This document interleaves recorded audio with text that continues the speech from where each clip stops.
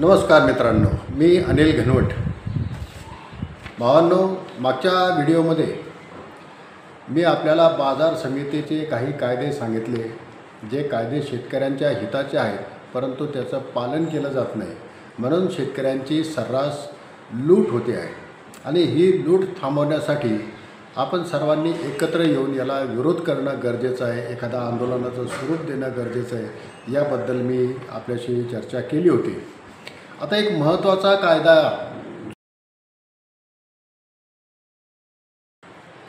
तो आहे की APMCची ही जबाबदारी आहे की बाजार समितीमध्ये जो शेतीमाल विकला जातो, जे नोटिफाईड क्रॉप्स आहेत, जे अनुसूचीमध्ये आहेत आणि ज्यांना आधारभूत किंमत सरकार जाहीर करतं, त्या आधारभूत किमतीपेक्षा कमी दराने हा शेतीमाल विकला जाऊ नये, ही जबाबदारी त्या बाजार समितीची आहे, त्या बाजार समितीच्या संचालक मंडळाची आहे. याच्यावरती मी जरा नंतर येईल, पण त्याच्या अगोदर तुम्हाला ही एक पावती दाखवतो जी व्हॉट्सअपवरती आलेली आहे.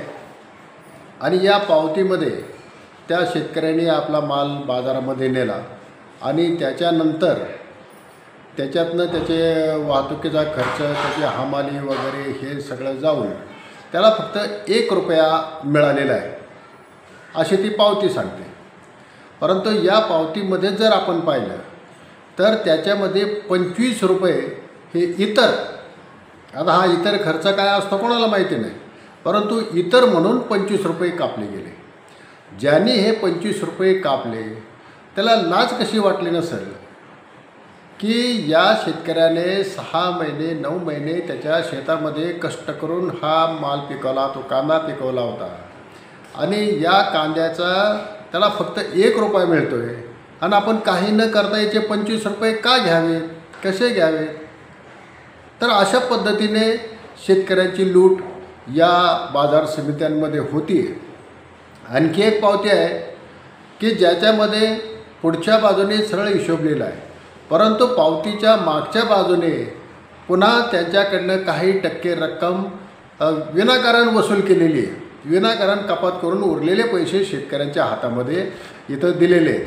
अशा पद्धतीने जर बाजार समितीमध्ये शेतकऱ्यांची लूट होत असेल तर ही बाजार समिती स्थापन करण्याच्या मूळ हेतूलाच इथं फारकत दिलेली आहे असं मला वाटतं. आणि याच्यावरती नियंत्रण ठेवण्यासाठी आपण जे संचालक मंडळ निवडून देतो, त्या संचालक मंडळाचा एक अध्यक्ष असतो, त्याच्यावरती नियंत्रण ठेवण्याला तिथं AR असतो, म्हणजे सहाय्यक निबंधक, त्याच्यावरती जिल्ह्याच्या पातळीवरती एक जिल्हा उपनिबंधक असतो, त्याच्यावरती सहकार मंत्रालय असतं, सहकार मंत्री असतो. आणि या सगळ्यांच्या डोळ्यात देखत दिवसाढवळ्या हजारो कोटी रुपयांना महाराष्ट्रातला शेतकरी रोज लुटला जातो आहे. रोज तुम्ही विचार करा, अशा पद्धतीने हजारो नाही लाखो क्विंटल माल रोज बाजार समितीमध्ये येतो. आणि अशा पद्धतीने जर सगळ्या शेतकऱ्यांचे असे पैसे कापून घेतले जात असेल तर हा आकडा किती मोठा होतो. आणि ही लूट थांबवायला पाहिजे का नाही, याच्यासाठी आपण लढलं पाहिजे का नाही, तर याविषयी आपल्याला आज इथे चर्चा करायची आहे. इथून पुढं होतच राहणार आहे.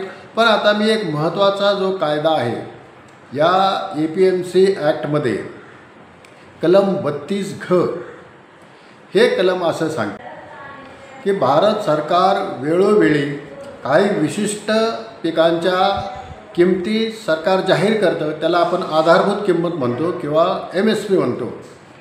आता आंदोलनं होत आहेत की MSPचा कायदा करा, कुणी याच्यापेक्षा कमी दराने माल खरेदी करू नये असा कायदा व्हायला पाहिजे. परंतु महाराष्ट्राच्या बाजार समिती कायद्यामध्ये असं एक कलम आहे, ते कलम आहे 32 पूर्वी ते 32 होतं, आता 32 झालं. आणि या कलमानुसार बाजार समितीच्या आवारामध्ये कुठल्याही नोटिफाईड पिकाचे विक्री ही आधारभूत किमतीपेक्षा कमी दराने होऊ नये, याची जबाबदारी APMCनी घ्यायची असते, त्याच्यासाठी उपाययोजना करायची, असा तर एक कलम आहे. मग आतापर्यंत 1963 साली हा कायदा आला, तेव्हापासून आत्तापर्यंत कोणत्या बाजार समितीमध्ये कोणत्या पिकाचे दर MSP पेक्षा खाली गेले म्हणून त्यांनी काय उपाययोजना केली, काही जबाबदारी घेतली, असं एखादा तरी मला घटना दाखवा, एखादा इन्सिडन्स दाखवा. काही करत नाही. यांना हे कलम आहे हेही माहिती आहे का नाही याच्याबद्दल मला शंका आहे. आपण जे शेतकऱ्याचे प्रतिनिधी म्हणून बाजार समितीमध्ये निवडून देतो, हे काय करतात तिथं जाऊन? याच्यापैकी किती लोकांनी हे EPMC ॲक्ट वाचलेलं आहे, त्याच्यामध्ये हा कायदा आहे, यांना माहिती आहे. यांना काही देणं घेणं नसतं. बाजार समितीमध्ये आले की यांना प्रचंड पैसे मिळतात, यांच्या व्यापाऱ्यांकडनं वगैरे यांना हप्ते असतील काय सांगता येत नाही. परंतु बाजार समितीचा एकदा चेअरमन झाला की तो पुढच्या विधानसभेला उमेदवारी करतो. एवढे पैसे यांच्याकडे जमा होतात आणि त्याच्यासाठीच यांना APMCची निवडणूक लढवायची असते. आणि त्याच्यासाठी त्या APMCच्या जे काय मतदार असतात ते काय सरसकट नाही, निवडक मतदार असतात, त्यांना किती पैसे द्यावे लागतात हे आपण पाहतो. तर ही एवढी धडपड कशासाठी? तर या APMCमध्ये शेतकऱ्यांच्या बाजूने उभं न राहण्यासाठी या मंडळींना हे पैसे दिले जातात. आता या कायद्यानुसार जर आजचे आपण दर पाहिले, अनेक पिकं आहेत, परंतु त्याच्या आपण जर उदाहरण दाखल जर सोयाबीनचा दर घेतला, सोयाबीनची आधारभूत किंमत काय आज? सोयाबीनची आधारभूत किंमत आहे 5,328 रुपये. आणि सोयाबीनची विक्री काय दराने होत आहे आज? आज 3,000 रुपयापासून 4,300 रुपयापर्यंत सोयाबीनची विक्री होते. आज तुम्ही तुमचे मोबाईलमध्ये सर्च करून पहा, या दराने विक्री होते. सरासरी 4,070 रुपये. अकोला जे बाजार समिती आहे जिथं सगळ्यात मोठं सोयाबीन येतं आणि तिथनं पूर्ण याचं बेस म्हणून त्या बाजार समितीचे आकडे धरले जातात. तर या बाजार समितीमध्ये सरासरी आहे 4,070 रुपये. जास्तीत दराने विकलेला आहे 4,375 रुपये आणि कमीत कमी विक्री झालेले 3,455 रुपये. हे ऑक्टोबर महिन्यातले आकडे सांगतो आहे मी. आणि बाजार आपल्या याचे सरकारने जाहीर केलेली आधारभूत किंमत आहे 5,328 रुपये. मग क्विंटलला 1,000 रुपयापेक्षा जास्त तुम्हाला तोटा होतो आहे, पैसे कमी मिळत आहेत, तरीसुद्धा MSP बाजार समिती काहीच करणार नाही का? कशासाठी हे कायदे केलेत? मग तुरीचं जर आपण उदाहरण घेतलं, तुरीला आज सरकारने जाहीर केलेली आधारभूत किंमत आहे 8,000 रुपये. 8,000 रुपये प्रति क्विंटल. परंतु सरासरी विक्री काय आहे? 6,217 रुपये. मागच्या महिन्यातली, या ऑक्टोबर महिन्यातली विक्रीचा दर आहे 6,217 रुपये. कमीत कमी दराची विक्री झालेली 5,850. तर जास्तीत जास्त दर मिळालेला आहे 6,500 रुपये.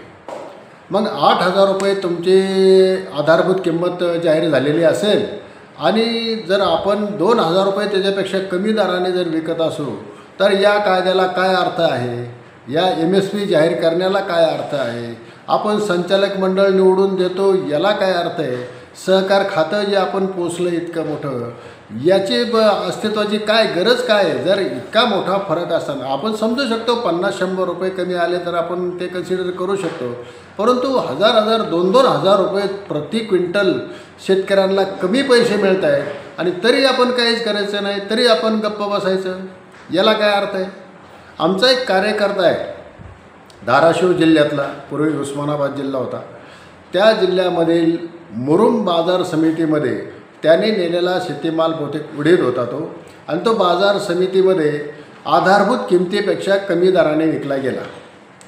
या पठ्ठ्यांनी DDRकडे तक्रार केली की अशा पद्धतीने माझ्या शेतीमालाला आधारभूत किमतीपेक्षा कमी दर मिळाला. बाजार समितीकडे तक्रार केली, बाजार समितीने त्याच्यावरती काही कारवाई केली नाही. याचबरोबर तिथं करता पायली ह्या ज्या अनिष्ट प्रथा आहेत याच्याबद्दलसुद्धा त्यांनी तक्रार केली आणि DDRकडे हा दावा चालला आणि DDRने सगळं पाहून या कायद्याच्या आधाराने बाजार समितीने आपले कर्तव्य बजावण्यात कसूर केला म्हणून या बाजार समितीचं संचालक मंडळ बरखास्त केलं. 2019ची गोष्ट आहे भावांनी. 2019मध्ये संचालक मंडळ बरखास्त करण्याचा आदेश DDRने केला. हे मग सगळं प्रकरण पणन मंडळाकडे गेलं पणन मंडळ आणि सहकार मंत्र्यांनी सुद्धा DDRचाच निर्णय कायम केला. संचालक मंडळ औरंगाबादच्या म्हणजे आता छत्रपती संभाजीनगरच्या उच्च न्यायालयात गेले खंडपीठामध्ये. तिथे महेश गव्हाणे याच्या बाजूने ॲडव्होकेट विजय तल्हार यांनी काम पाहिलं आणि त्यांनी कायदा मांडला आणि आपली या शेतकऱ्याची भूमिका मांडली. आणि त्या संभाजीनगरच्या खंडपीठाने सुद्धा जो निर्णय DDRने दिला होता, पणन मंडळाने दिला होता, तोच कायम केला आणि यांची याचिका फेटाळली. आता या संचालक मंडळाने सुप्रीम कोर्टामध्ये अपील केलेलं आहे आणि तिथे हे सगळं प्रकरण पडू नये. परंतु एक जर हिंमतबाज शेतकरी असेल तर तो हे संचालक मंडळ बरखास्त करू शकतो. हे उपयोग का करू नये? यावर्षी सगळ्या बाजार समित्यांमध्ये आधारभूत किमतीपेक्षा कमी दराने सगळं कडधान्य विकलं गेले, सगळ्या तेलबिया विकल्या जात आहेत. मग बाजार समित्यांनी आपली जबाबदारी पाळायला नको का?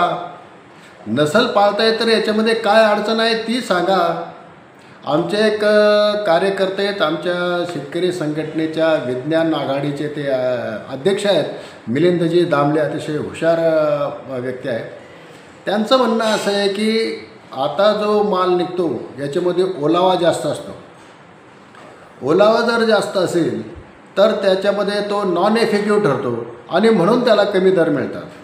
ठीक आहे, आपण समजू शकतो. आता सप्टेंबरमध्ये तुमचं सोयाबीन निघालं आणि लगेच बाजारात नेला तर त्याच्यामध्ये 12% जास्त हे असतं. परंतु जर समजा 4-5 महिने ते सोयाबीन तुमच्या घरामध्ये वाढलं आणि मग तुम्ही बाजारात नेलं तर त्याला आधारभूत किंमत मिळते का? मागच्या वर्षीची आकडेवारी काढली मी 2024-25ला MSP तुरीला जाहीर होती 7,550 रुपये आणि एप्रिलमध्ये मिळालेला दर होता 6,600 रुपये. आता तर तो नॉन इफेक्टिव्ह नव्हता. मागच्या वर्षी काय अतिवृष्टी नव्हती, काय डिस्कलर व्हायचं काय कारण नव्हतं. सोयाबीनचा दर होता 4,850, MSP होती 4,892 रुपये आणि एप्रिल 2025मध्ये ही विकलं गेलं होतं 4,850 रुपये, आधारभूत किमतीपेक्षा कमीच. मग जर तुम्हाला नॉन इफेक्टिव्ह माल असेल तर समजू शकतो, पण इफेक्टिव्ह दर्जाचा माल असेल तरीसुद्धा जर तुम्हाला दर कमी मिळत असतील तर या प्रश्नाला वाचा फोडली पाहिजे का नाही, याच्यावरती विचार करायला पाहिजे का नाही. भावना आपण याच्यावरती आता खरोखर मोठ्या प्रमाणे जागृती करून लढण्याची तयारी ठेवली पाहिजे. परंतु आपला शेतकरी समाज अत्यंत भित्रा, त्यांना अजिबात सरकारच्या विरोधात जायची हिंमतच नाही आहे. मी ही जे व्हिडिओची सिरीज करतो याच्यासाठी की किमान हे कायदे असे आहेत हे माहिती झाल्यावर तरी तुमची हिंमत वाढावी. मागच्या व्हिडिओमध्ये मी आपल्याला एक आवाहन केलं होतं की तुमच्या भागामध्ये कशा पद्धतीने शेतकऱ्यांना लुटलं जातं याचे काही किस्से असतील तर ते याच्यामध्ये टाका.